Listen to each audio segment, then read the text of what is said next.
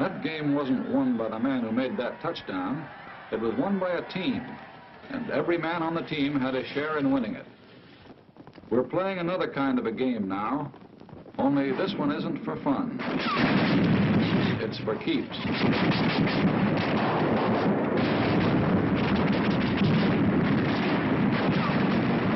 And this game won't be won by any single player either. It'll be won by a team called the United Nations. The ball will be carried by the men in the backfield. The tough little guy from China, Big Joe Russia, John Britton, and a guy called Yank, the 4 greatest backs in the world. So let's take a look at the men who carry the ball with us. Who are they? How do they live?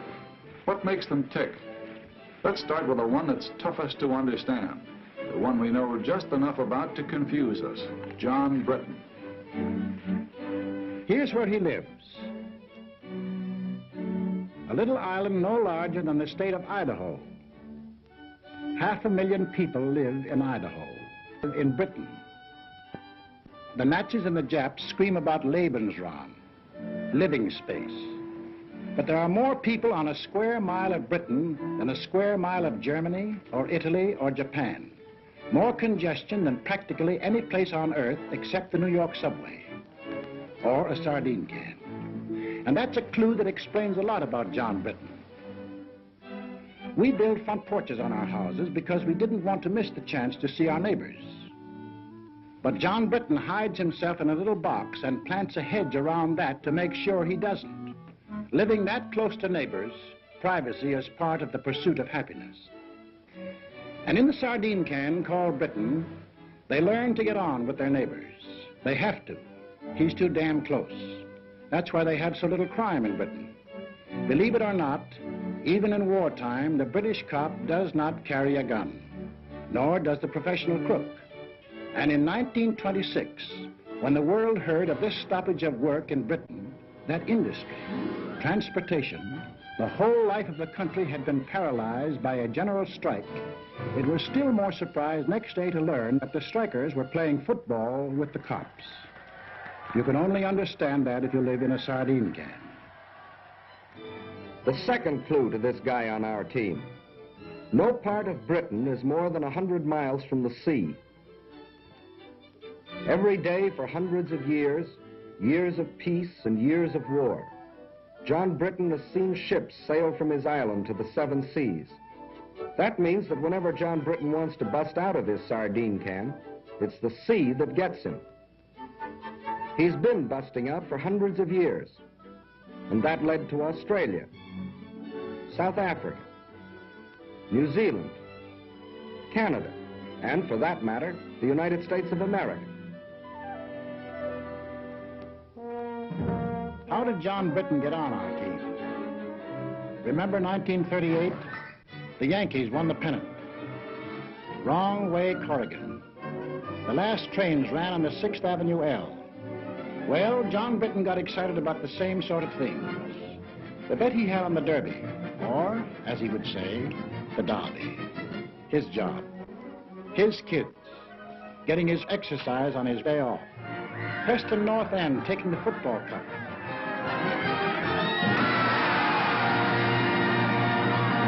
Only 300 miles away, people were cheering another kind of event.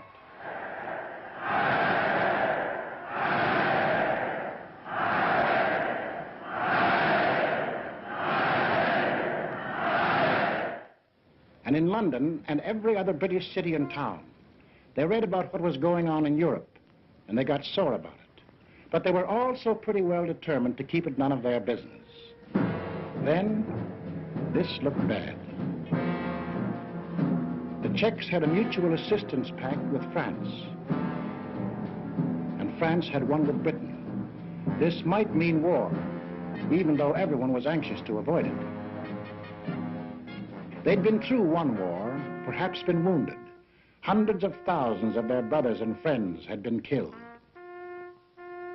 There was nothing beautiful to them about war, and they had no desire for another. In a last desperate effort to preserve peace, the Prime Minister today flew to Munich. All was well. Britain, France, Italy, and Germany were signing a pact at Munich, a pact in which the Germans agreed they had no further territorial claims to make. It was to be peace in our time. But it turned out to be a strange sort of peace. Hitler's first move was to break the pact he had signed. Wishful thinking was ended. Now they knew something had to be done about Germany. They approved the Conscription Act, the first peacetime conscription in British history, just as the Selective Service Act was the first in American history.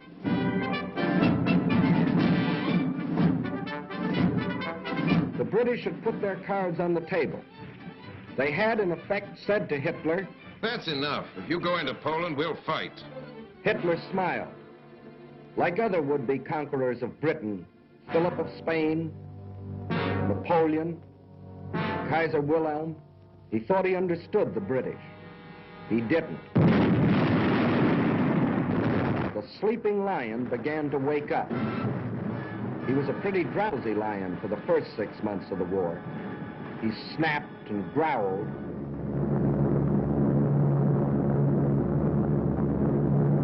But he dropped more leaflets than bombs. He hoped that common sense would return to the German people and that they would throw out Hitler and the German warlords. Instead,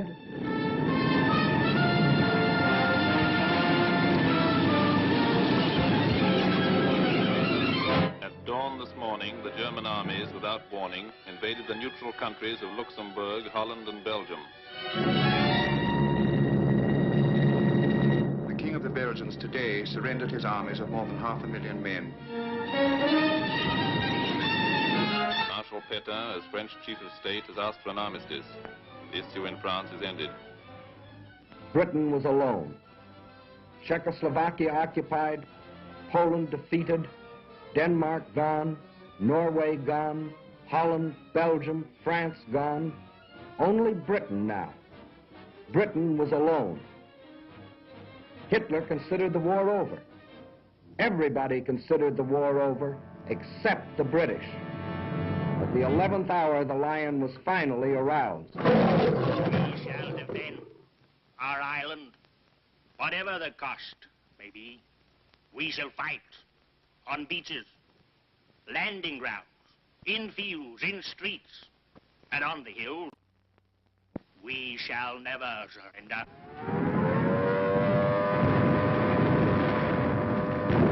For a year, they took everything that the Nazis could throw at them. For one solid year, from June 1940 to June of 1941, they were the only major power fighting the greatest war machine in the world.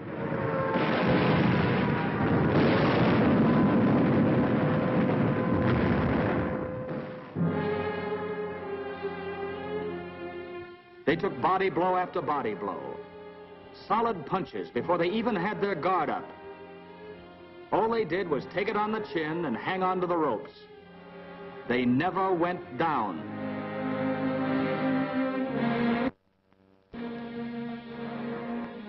And while they buried their dead, they prepared grimly and defiantly for the day when they could strike back. There were no victories to cheer them on, just defeat after defeat. Some heroic, like the beaches of Dunkirk, or like the hills of Greece, where British soldiers landed to keep their pledge of honor to the Greek people. Landed knowing they were facing overwhelming odds. But some less glorious. Hong Kong, and Singapore, and Burma.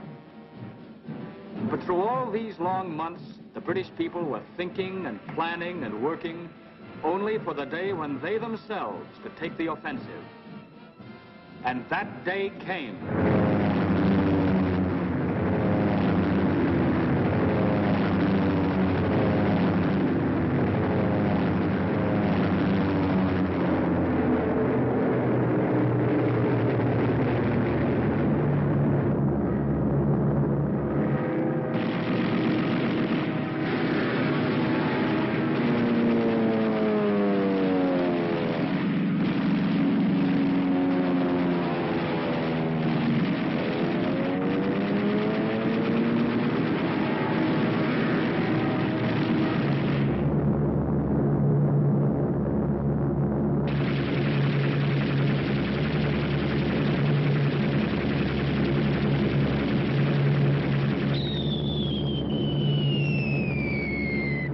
British that made the Germans realize that war could be brought to German soil, too. Day after day, night after night.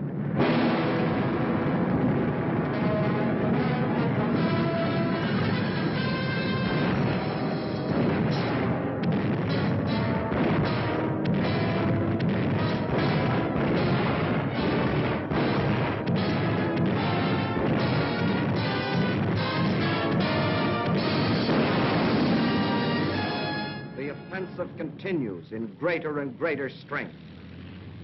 That's in the air. And on the ground, 1,500 miles away in North Africa.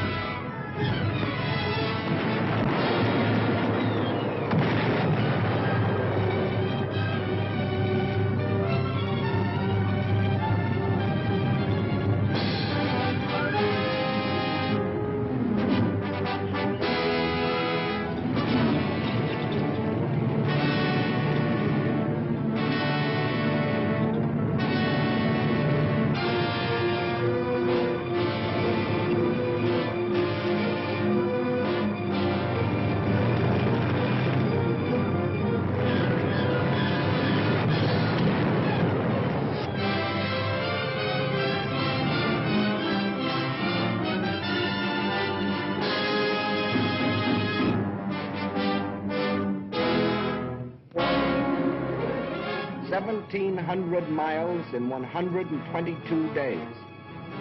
1,700 miles of sand and wind and enemies. Once more, the people of Britain heard their church bells ring.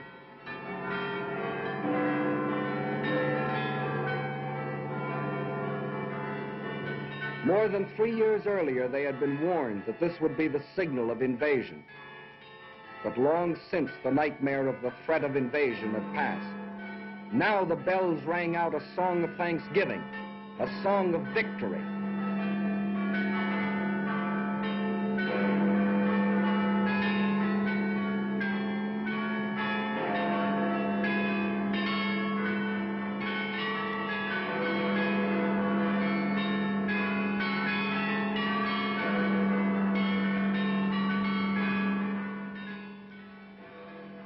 Now there's the plain and simple truth about Britain.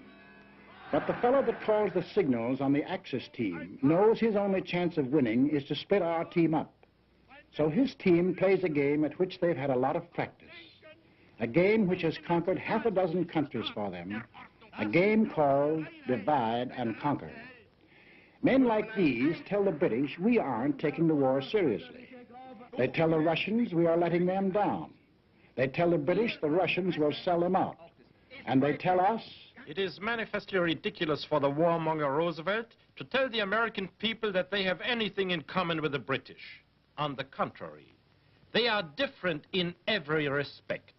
Well, there are differences, that's true. For instance, we drive on the right side of the road. But in Britain, we go for baseball.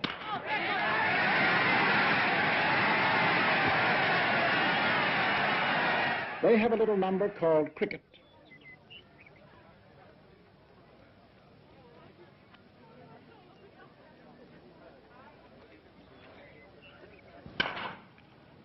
Very well played, sir. And anyone who ever drank coffee over there knows why there'll always be an England. Is your coffee all right, sir?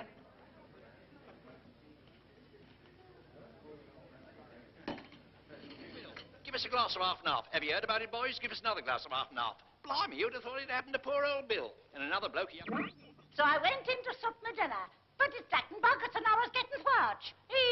Lad, that's bad. Moan Tchaikovsky's smaller pianoforte works are passed. Are they kidding, Jack? Why the cockamamie sprinkling some schmaltz mixed with celery tonic?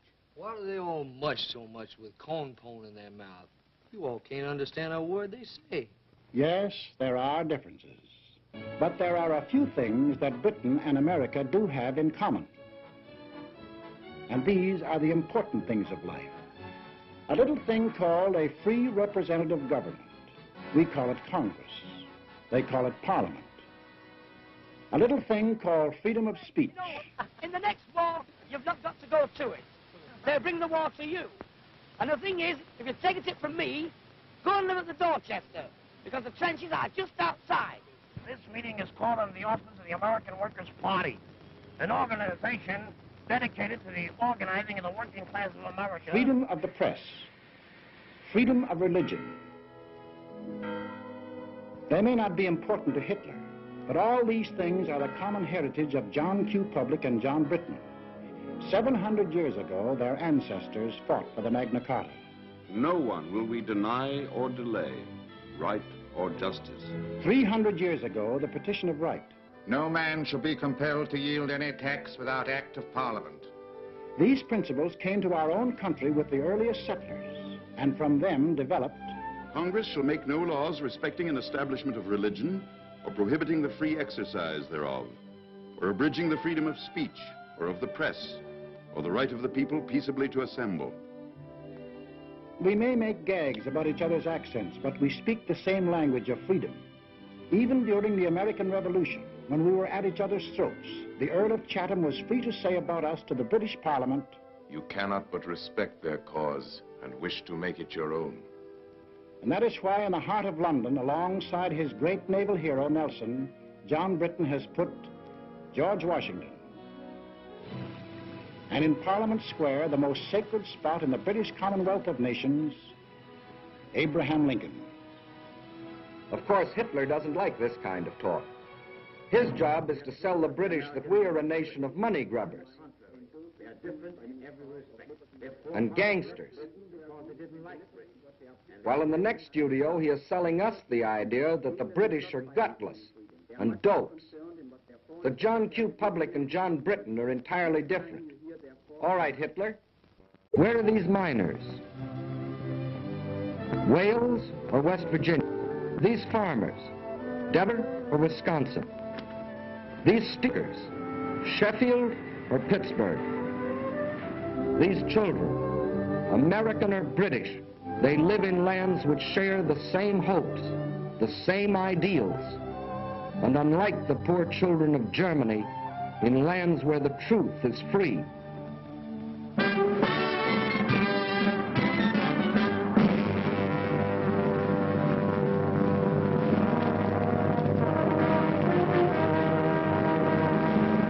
But let's not kid ourselves.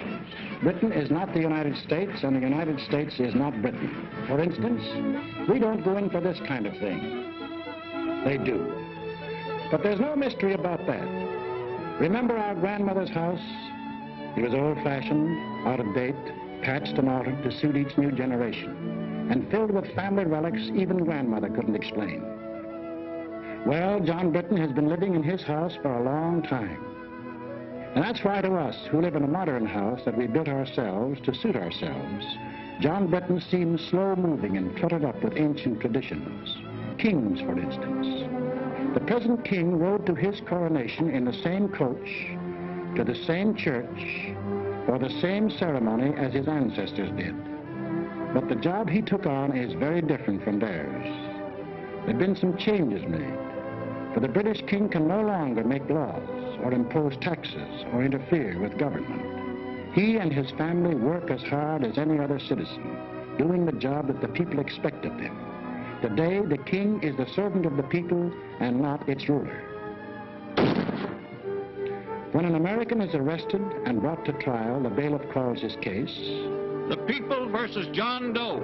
But if such a case were called in Britain, it would be the King versus John Doe. It means the same thing. Today, the British King is the symbol of the people. The British are great fans of the fellow in Buckingham Palace, but when they sing God Save the King, they're not worrying about his health. They mean God bless the British people. And the dukes and the earls? But in 1911, the people took away the last remaining power of the lords to block the action of the people's representatives. Dukes and earls don't run the country anymore.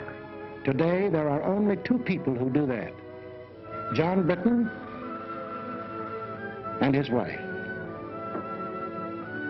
They go to the polls, just as Mr. and Mrs. John Q. Public do here, and elect their representatives to the House of Commons. And there they fix the taxes and make the laws. And if John wanted to get rid of the lords, his representatives in Commons can at any time vote them out of existence. But John doesn't want to get rid of them.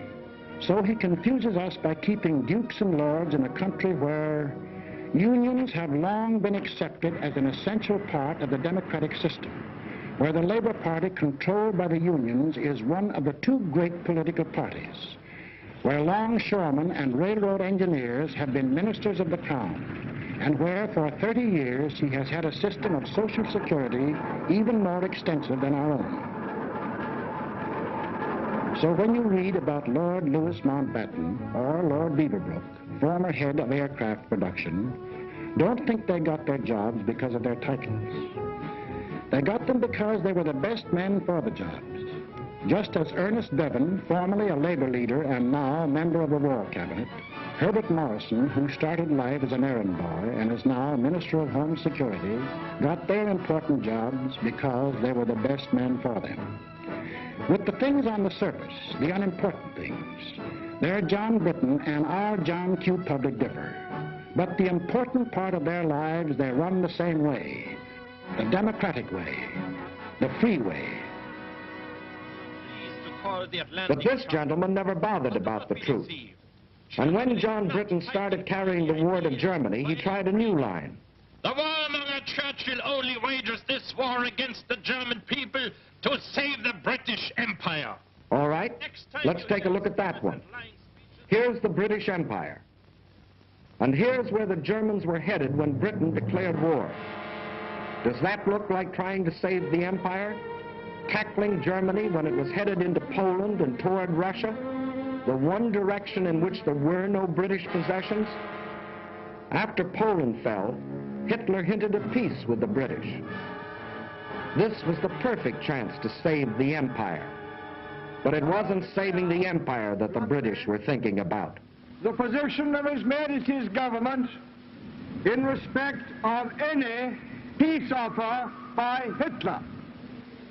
We are not, in any circumstances, prepared to negotiate with him at any time on any subject. And after Britain had been on the losing end, month after month, it had another chance to save the empire. Even now, Hitler thought John Britton would make a deal. We heard the British answer. What kind of a people do they think we are?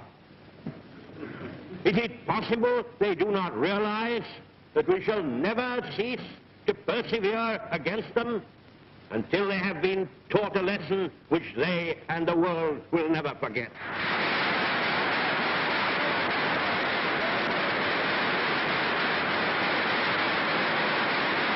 And let's take a look at this British Empire. The freedom we fought for in 1776, Britain has since freely given to Canada, Australia, New Zealand, South Africa. These are independent nations with their own parliaments, their own laws, even their own money systems, their own tariffs, which often work to Britain's disadvantage, their own armies and navies. Britain couldn't even take them into war if she wanted to. That's a problem they settled for themselves. Each one of the British Commonwealth of Nations declared war on Germany of its own free will. Of course, no one ever talks about the British Empire today without mentioning India. And men of goodwill in Britain as well as other countries have been outspoken in their demands for Indian freedom. For no man who believes in democracy can support foreign rule of any people. But there are things that many of us do not know about India. For instance, that India pays no taxes to Britain, either directly or indirectly. That the Indians fix their own tariff laws, frequently to Britain's disadvantage. That of the Viceroy's Executive Council, 11 of the 15 members are Indians. And in the courts, 10 of every 11 judges. Furthermore, that no Indian is ever conscripted for service in the Army and Navy. It was voluntary enlistment that raised the Indian Army from 170,000 at the outbreak of war to 1.25 million today. And on the subject of India, listen to the words of Field Marshal Jan Christian Smuts.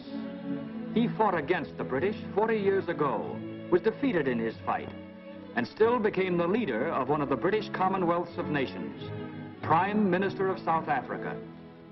India, if she will, can be free in the same way and by the same means as Canada, Australia, and New Zealand are today free sovereign states. Their peoples worked out a constitution for themselves. The same course is open to India, if the peoples of India will agree about the terms of a free constitution. Freedom isn't a thing that can be imposed from without. It can only be created from within. The Indians have a responsibility to reconcile the differences that exist in the vast Indian population, with its 100 different languages, its dozens of different religions. And on March the 11th, 1942, the British government placed itself on record and promised full self-government to India if India will work out a constitution that will satisfy its people after the war is over. But during this war, military leaders agree Allied troops are needed in India as an effective bloc by the democratic world to keep the Nazis and Japs from uniting. Further, India provides the bases for United Nations bombers to get at the Japs in Burma. In other parts of the empire, too, democracy stands on guard. If it wasn't for the British at Gibraltar, Malta, Cyprus, Suez, Alexandria, and they're hanging on to them regardless of the cost, and their drive across Libya to Tripoli, there would have been no American landing in North Africa.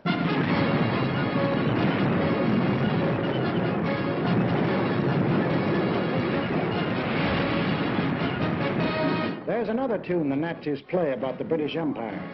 The British are sitting back, letting others fight the war for them. Ooh, we know that tune very well. Britain will fight to the last Australian or Canadian or New Zealander. The truth that thousands of Canadians and Australians and New Zealanders have gallantly fought and gallantly died in Crete, in Greece, in Libya. But there's something the Nazi mouthpiece leaves out, something pretty important. Out of every 10 inhabitants of the British Empire, 1 comes from Britain. But of the casualties suffered so far in this war, 7 out of 10 were born and raised in Britain. 1 of 10 in population, 7 of 10 in casualties. And in the air, of the planes flying with the RAF in Britain, 2 out of 3 are manned by crews from the island. And of the planes on the overseas fronts, the Western Desert in Africa and the rest, 4 out of 5 are manned by boys from Britain. And then there's a little thing called the British Navy. From 1588, when it licked the Spanish Armada, to 1940, when we got moving on a 2-ocean navy, the greatest battle fleet in the world. That, too, is manned almost entirely by men of Britain, the little island in the Atlantic, an island of seafarers. And the British Merchant Navy, still the greatest merchant navy in the world, in spite of all that Hitler can do. Men from every British town and village in the stokeholds of 10,000 ships, on ice-coated decks, in grimy engine rooms, men who have been torpedoed twice, 3 times.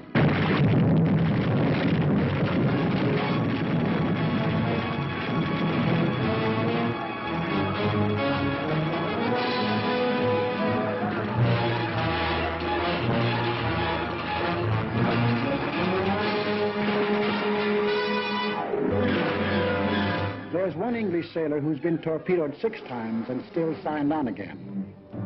But we never hear about these things because of a curious character whose ways will never be completely understandable to an American. John Britton himself. He has an idea he shouldn't talk about himself and what he does. He calls it bad form. We call it damn silly. He'd say of a Spitfire, "Oh, she's not bad, little kite." But this man, the boss of the German Air Force, can tell us that the Spitfire has been the most deadly fighter in the world. And we certainly need an interpreter when this happens. Hello, Bob. Very good trip? Oh, all right.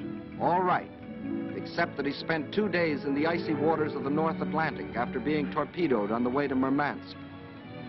See this man? His name is Whitten Brown.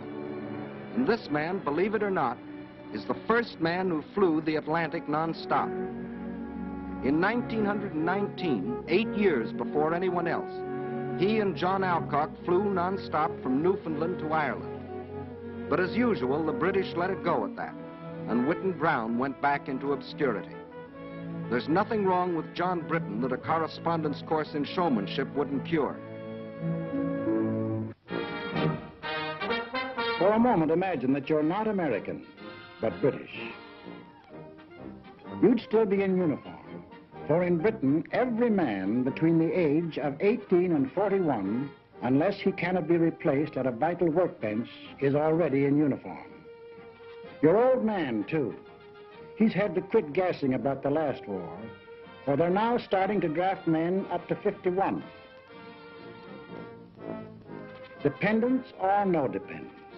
If you've got yourself into this mess, your draft board will say, "Frightfully sorry, old chap, but you're in the Army anyway." And your kid sister, if she isn't a sailor, or in the Air Force, or the Land Army, or a ferry pilot, or in the fire brigade, she's probably in the Army, for they've drafted unmarried women up to 30. And even if she's married, every woman up to 41 can be drafted to work in war plants. And it's a real draft, for 8 million workers, men and women, can't quit their jobs or be fired without government permission. Britain is only 20 miles from German guns and German planes. Everybody, man or woman, young or old, is in the front line.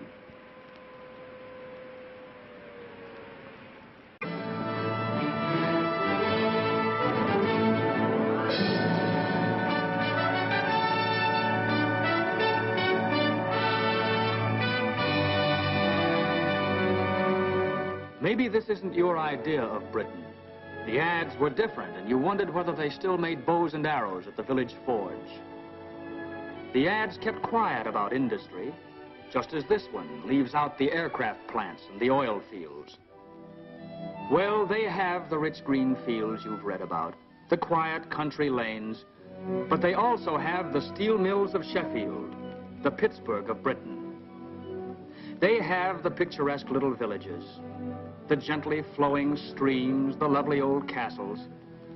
But they also have the shipyards of the River Clyde, not as modern as Henry Kaiser's, but still one of the greatest in the world.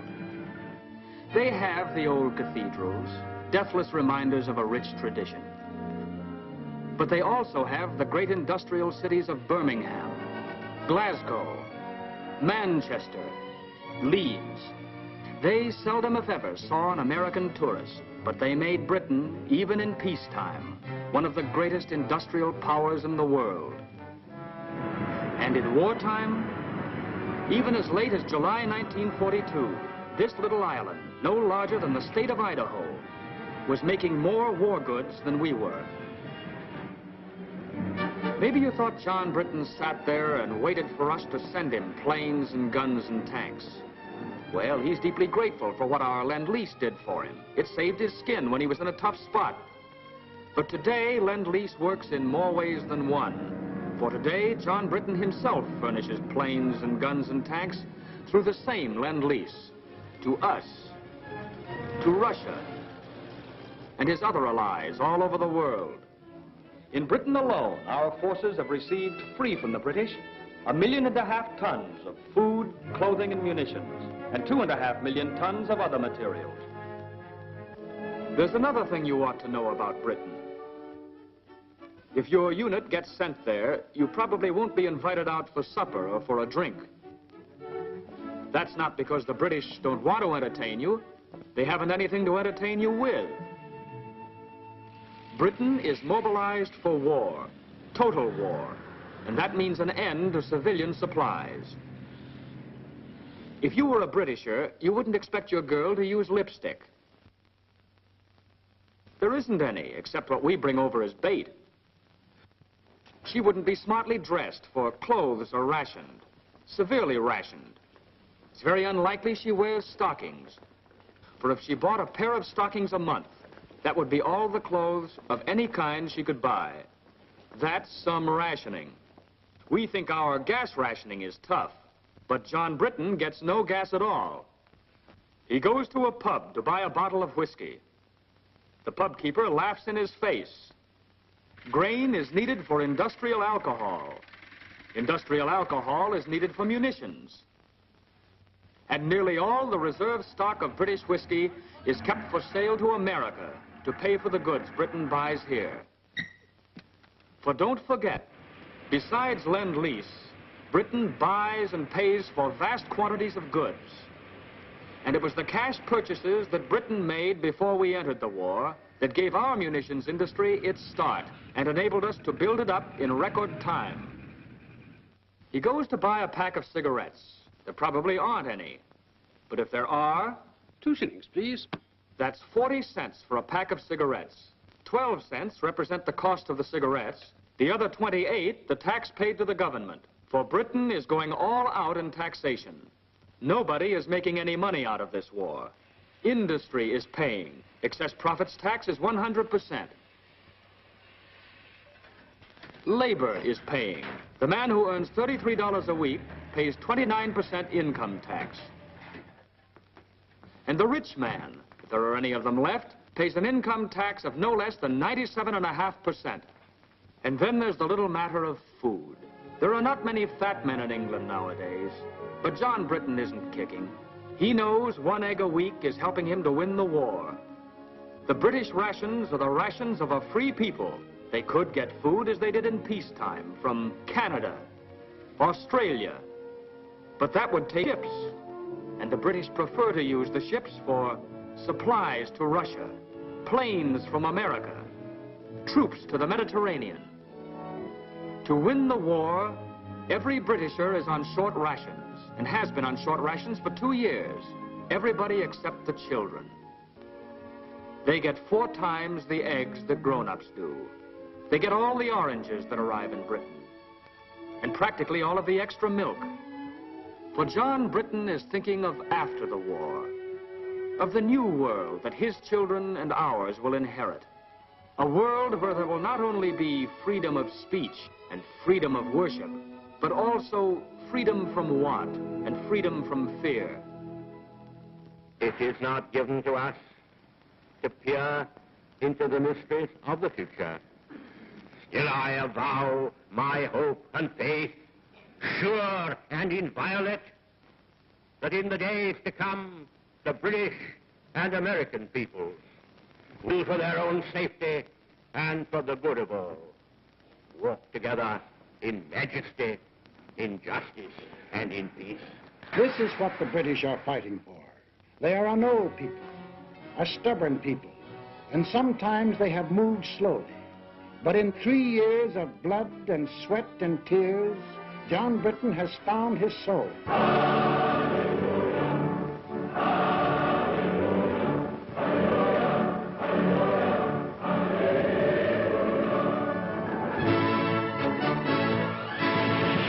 Now he is tough. Now he is determined, and now he knows where he is marching, to victory and to a new world. He's a good man to have on our team.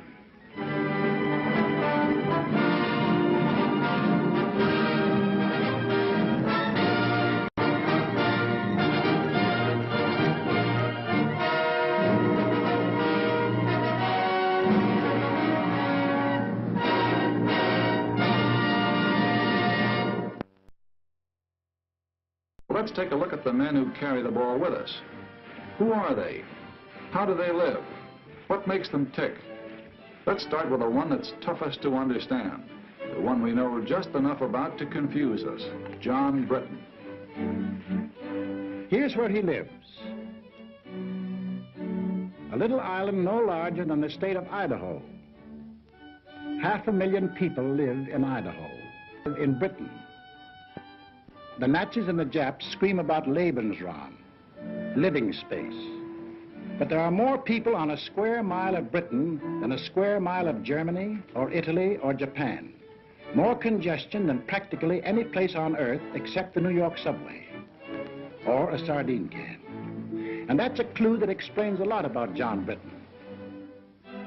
We build front porches on our houses because we didn't want to miss the chance to see our neighbors. But John Britton hides himself in a little box.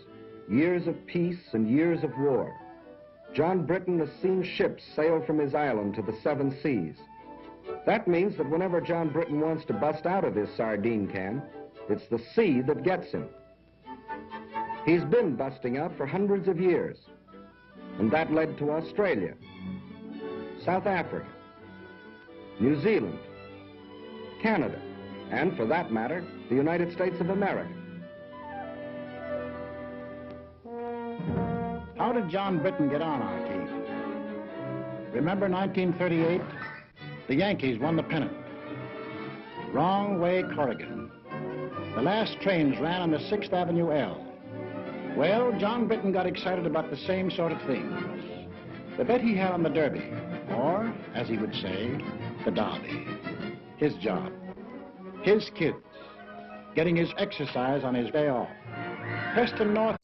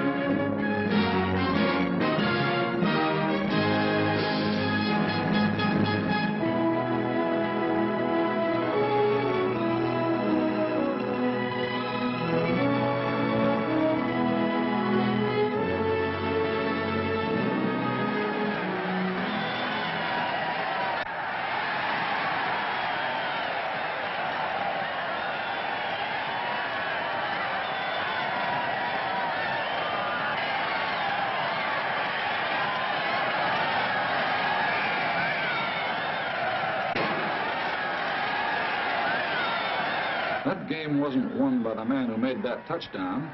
It was won by a team, and every man on the team had a share in winning it. We're playing another kind of a game now, only this one isn't for fun.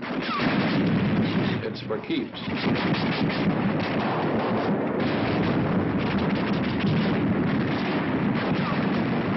And this game won't be won by any single player either. It'll be won by a team. A team called the United Nations.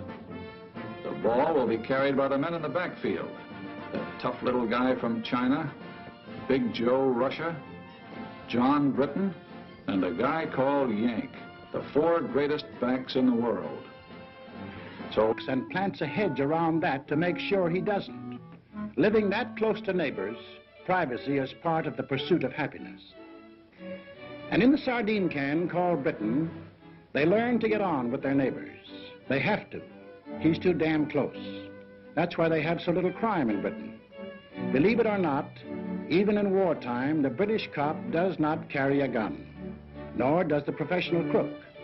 And in 1926, when the world heard of this stoppage of work in Britain, that industry, transportation, the whole life of the country had been paralyzed by a general strike, it was still more surprised next day to learn that the strikers were playing football with the cops. You can only understand that if you live in a sardine can. The second clue to this guy on our team. No part of Britain is more than 100 miles from the sea. Every day for hundreds of years,